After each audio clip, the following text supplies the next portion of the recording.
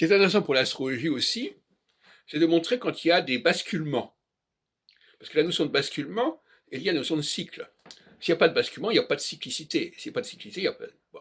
Effectivement, l'autre jour, je suis allé voir un film sur la Première Guerre mondiale, Les Carnets de Siegfried, je crois que ça s'appelle, et là, on nous dit que le personnage principal dit qu'il y a eu un basculement dans les buts de guerre en Angleterre.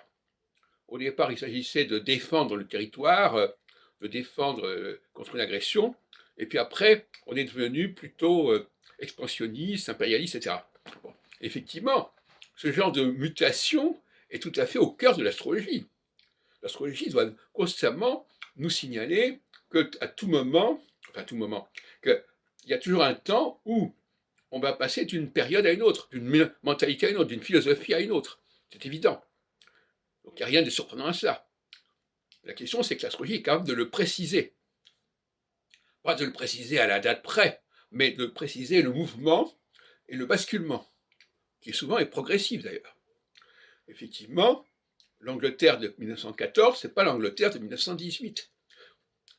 L'Angleterre de 1918, elle est déjà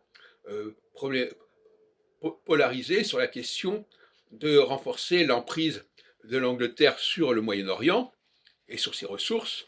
On est très loin de la défense de l'Angleterre. Bon. Et c'est le passage de la solstitialité à l'équinoxialité, tout simplement.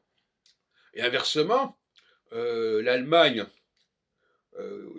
est passée, dans les années, à partir de 1940-42, de l'équinoxialité à la solstitialité. C'est-à-dire qu'elle est passée d'une période où elle voulait s'étendre, être dans l'expansion, à une période où elle a été obligée de se défendre contre des ennemis intérieurs, contre les ennemis, etc., contre les bombardements. Donc, on passe de l'équinoxialité à la solstitialité. On passe des grands... L'équinoxialité, c'est les grands espaces, hein, et la solstitialité, c'est les petits espaces. À un moment donné, on est obligé d'avoir des objectifs soit plus restreints dans le cas du passage de l'équinoxialité à la solstitialité, soit plus larges dans le cas de la solstitialité à l'équinoxialité.